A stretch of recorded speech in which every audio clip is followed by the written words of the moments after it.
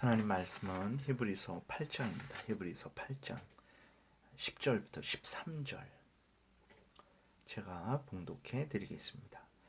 또 주께서 이르시되 그날 후에 내가 이스라엘 집과 맺을 언약은 이것이니 내 법을 그들의 생각에 두고 그들의 마음에 이것을 기록하리라. 나는 그들에게 하나님이 되고 그들은 내게 백성이 되리라. 또 각각 자기 나라 사람과 각각 자기 형제를 가르쳐 이르기를 주를 알라 하지 아니할 것은 그들이 작은 자로부터 큰 자까지 다 나를 알미라. 내가 그들의 불의를 긍휼히 여기고 그들의 죄를 다시 기억하지 아니하리라 하셨느니라. 새 언약이라 말씀하셨음에 첫 것은 낡아지게 하신 것이니 낡아지고 쇠하는 것은 없어져 가는 것이니라. 아멘. 기도드리겠습니다. 하나님, 이 시간 하나님의 말씀을 전하고 듣습니다. 성령께서 역사하셔서 우리를 향한 하나님의 뜻을 깨달아 알게 도우시고 하나님께서 성경을 통해서 알려주시는 하나님의 뜻을 굳게 믿고 어느 곳에 있든지 순종하는 복된 신앙생활하게 도우소서. 예수 그리스도의 이름으로 기도드렸습니다. 아멘. 어제도 말씀을 드렸지만 오늘도 이어서 말씀을 드리겠습니다. 8절에 그들의 잘못을 지적하여 말씀하시되 주께서 이르시되 볼지어다 날이 이르리니 내가 이스라엘 집과 유다 집과 더불어 새 언약을 맺으리라 이렇게 말씀을 하고 있어요. 그리고 또 9절에서 또 주께서 이르시기를 이 언약은 내가 그들의 열조의 손을 잡고 애굽 땅에서 인도하여 내던 날에 그들과 맺은 언약과 같지 아니하도다 라고 이렇게 또 말씀을 하고 있습니다. 다시 말해서 무슨 얘기냐면 하나님께서 구약을 멈추게 하시고 하나님께서 신약을 새롭게 시작하게 하시겠다라는 거예요. 근데 어제도 말씀을 드렸어요. 그럼 구약 전체를 하나님께서 다 무효하게 하시는 거냐? 그러지 않습니다. 구약을 오늘 하나님께서 새로운 언약을 맺겠다.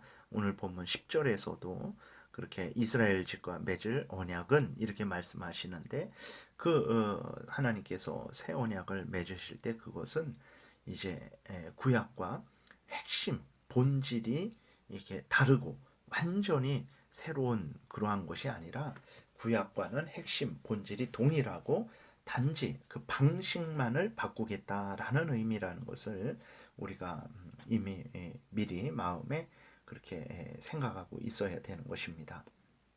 다시 말해서 구약이나 신약은 핵심이 동일해요. 예를 들어서 하나님은 어떻습니까? 구약의 하나님이나 신약의 하나님이나 같은 하나님이라는 것을 우리가 알 수 있죠. 하나님이 같은 하나님입니다.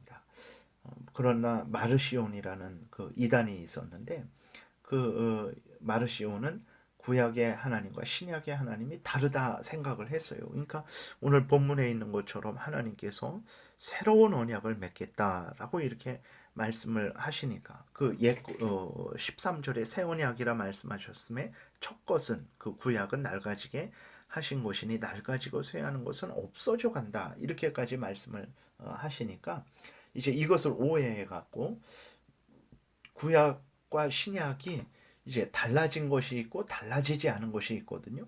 달라진 것은 이제 그 제사 방식 그렇게 그것이 달라졌고 달라지지 않은 것은 뭐 앞에서 말씀을 드린 대로 하나님이 동일하시거든요. 그것은 달라진 게 아니에요. 그러나 하나님이 달라지셨다라고 그렇게 착각을 한 거죠. 그래서 이제 구약의 하나님은 믿어서는 안 되고 신약의 하나님만 선하신 하나님만 믿어야 된다라는 아주 이렇게 어리석은 말을 했습니다. 잘못된 거죠. 그러니까 오늘 본문에서 하나님이 새로운 언약을 맺으신다라고 했을 때 그 의미는 무엇이냐? 어떤 구약과 신약이 완전히 서로 다른 무엇을 만드는 것이냐? 그러지 않습니다. 핵심은 동일하고 다만 방식을 바꾸는 새로운 언약을 말씀하고 계시다라는 것을 기억해야 됩니다. 그래서 그럼 핵심 뭐가 동일하냐? 첫 번째 말씀드린 대로 같은 하나님이에요. 구약의 하나님이나 신약의 하나님이나 같은 하나님입니다. 두 번째로 구원자가 동일해요. 바로 예수 그리스도죠.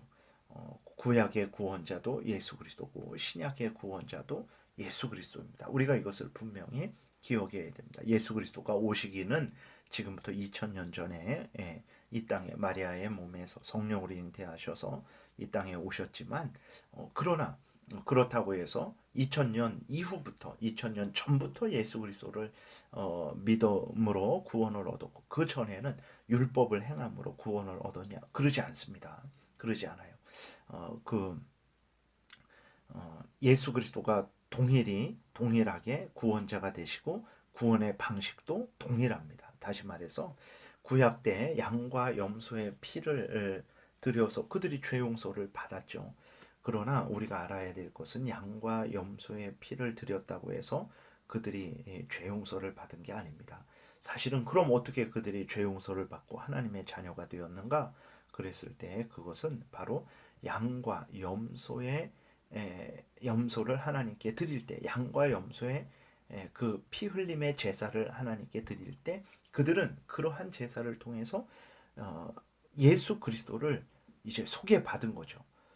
희미하게 정말 그러나 분명하게 예수 그리스도께서 자기들을 위해서 이렇게 피를 흘려야 자기들이 죄 용서함을 받고 하나님의 자녀가 되고 영원한 천국에 들어간다라는 그러한 하나님의 그 진리를 양과 또 염소를 제물로 드릴 때 그것들의 피를 흘리면서 제물로 드릴 때 소개를 받은 거예요. 그래서 이스라엘 백성들의 구원자도 이제 예수 그리스도고 이제 오늘날 우리들의 구원자도 예수 그리스도가 되는 것입니다. 그래서 하나님이 동일하시죠.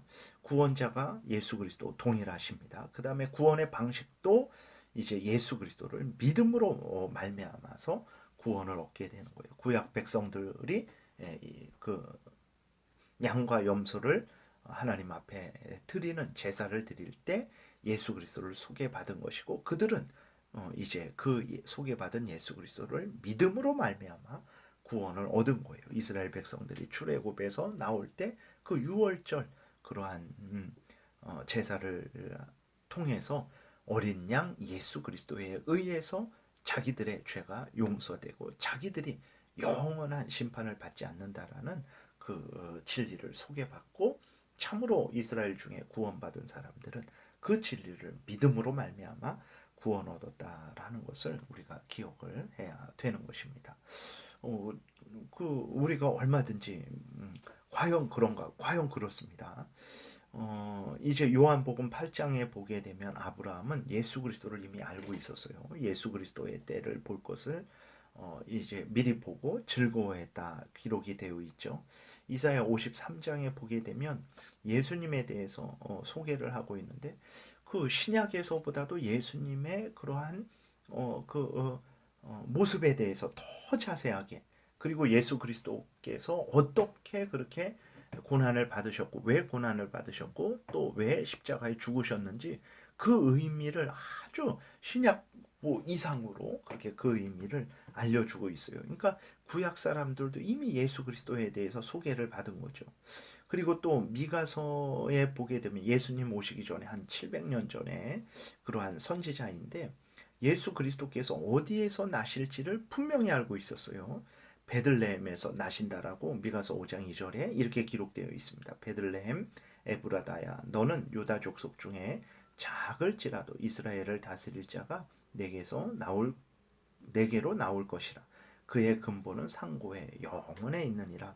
다시 말해서 정말 예수 그리스도께서 이미 그 700년 전에 미가 선지자를 통해서 어디에서 정말 우리 하나님의 택한 백성들의 구원자 되시는 정말 죄인들의 구원자 되시는 예수 그리스도가 어디에서 나실지까지 그렇게 미리 알려주신 거예요. 그러니까 구약의 이스라엘 백성들이 예수 그리스도를 몰랐을 것이다 라고 그렇게 생각해서는 안 됩니다. 시편을 보세요. 다윗이 얼마나 무수히 예수 그리스도를 예표했는지 예수 그리스도에 대해서 소개하고 있는지 우리는 금방 쉽게 찾을 수 있죠.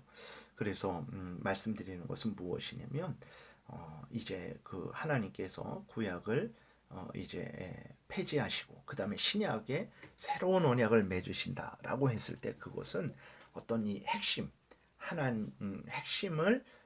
핵심이 다른 새로운 언약을 맺는다라는 게 아니고 이제 하나님 앞에서 구원 얻는 그 방식에 대해서 새롭게 하시겠다라는 그러한 의미라는 것을 기억을 해야 되는 것입니다. 예를 뭐 말씀드리면 이제 구약의 제사가 어떻게 되어 있습니까? 지금은 말씀의 선포와 성례로 바뀌었죠.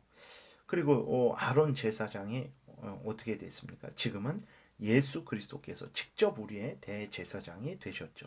그리고 구약 때에는 짐승의 제물을 이제 제물로 짐승을 제물로 하나님께 드리고 매번 드렸습니다. 그러나 신약 때에는 예수 그리스도가 자신을 제물로 드렸어요. 그리고 단번에 드렸습니다. 그렇기 때문에 더 이상 그러한 십자가 제사를 또 드리지 않아도 되는 거죠. 그리고 구약 때에는 이스라엘 백성들만 그 하나님의 은혜를 누렸죠. 그러나 지금은 어떻습니까? 모든 나라의 복음이 증거되어서 지금 우리들도 이렇게 예수 그리스도를 믿고 있는 것입니다. 그렇기 때문에 하나님께서 10절에서 내가 이스라엘 집과 맺을 언약은 이것이다 그랬을 때 새로운 언약을 맺는다. 다시 말해서 신약 시대를 이제 이제부터 그렇게 이끌어 가신다 그랬을 때 그것은 구약과 완전히 다른 신약 시대가 아니라 그 핵심은 동일하지만 그 방식, 다시 말해서 이제 제사 드리는 방식이 이제는 멈춰지게 되고 말씀과 성례, 세례와 성만찬을 통해서 예수 그리스도가 소개되고 그 예수 그리스도를 구주로 믿음으로 말미암아 구원 얻게 되는 그러한 신약의 방식으로 하나님께서 바꾸신다라는 그러한 의미라는 것을 기억해야 됩니다. 그래서 10절 뒷부분에 내 법을 그들의 생각에 마음에 기록하리라 이렇게 말씀하고 있잖아요. 그러면 구약에는 하나님께서 하나님의 말씀을 하나님의 택한 백성들 마음에 기록하시지 않았는가? 아니죠. 그렇지 않죠. 근데 이것은 무슨 말인가? 바로 신약의 어떤 새로움들 그리고 그 하나님의 은혜가 이제는 이제 그 보편적으로 확대되는 것들 그러한 의미로 말씀하고 있다라는 것을 기억을 해야 됩니다. 11절도 마찬가지예요. 각각 자기 나라 사람과 각각 자기 형제를 가르쳐 이르기를 주를 알라 하지 아니할 것은 그들이 작은 자로부터 큰 자까지 다 나를 알미라. 저절로 신약 시대 되면 저절로 뭐 이렇게 예수 그리스도를 알고 저절로 믿게 되는 그런 의미가 아니고 다시 말해서 신약 때에는 모든 나라 모든 사람들에게 복음이 증거되고 그 예수 그리스도에 대한 구원의 지식이 이렇게 전해지게 되고 확대되게 되고 더 깊어지게 된다라는 거죠. 그렇죠. 구약에서 이스라엘 백성들이 예수 그리스도를 분명히 소개받았지만 그들은 희미하게 그것을 볼 뿐이었습니다.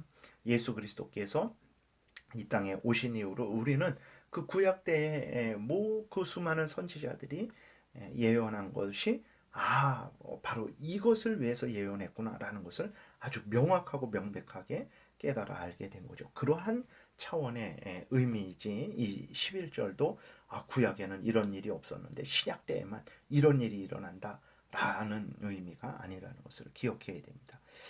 12절 내가 그들의 불의를 긍휼히 여기고 그들의 죄를 다시 기억하지 아니하리라 하셨느니라. 이것도 마찬가지죠.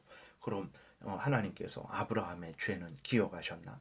다윗의 죄는 기억하셨나? 그렇지는 않잖아요. 그러니까 이것이 앞에서 어제 말씀드린 것과 연결되어서 이제 하나님께서 새로운 그러한 그 신약의 방식을 이제 이끌어 가시는데 그 신약의 방식이 이렇게 구약의 방식보다 더 좋은 그러한 언약의 방식이다라고 이렇게 이해를 해야 됩니다. 그러한 것들을 나타내는 말씀으로 우리가 받아들여야 되지 정말 구약 때에는 오늘 읽은 10절, 11절, 12절 이러한 은혜가 없고 신약 때에만 이런 은혜가 있다. 옛 언약에는 이런 은혜가 없고 새 언약에만 이런 은혜가 있다라고 생각하면 안 되는 것입니다. 그러니까 말씀을 마치겠습니다. 하나님께서 오늘 본문을 통해서 이제 알려주시는 것은 무엇이냐면 하나님께서 이제 더 좋은 언약으로 하나님의 백성들을 이제 구원하시죠.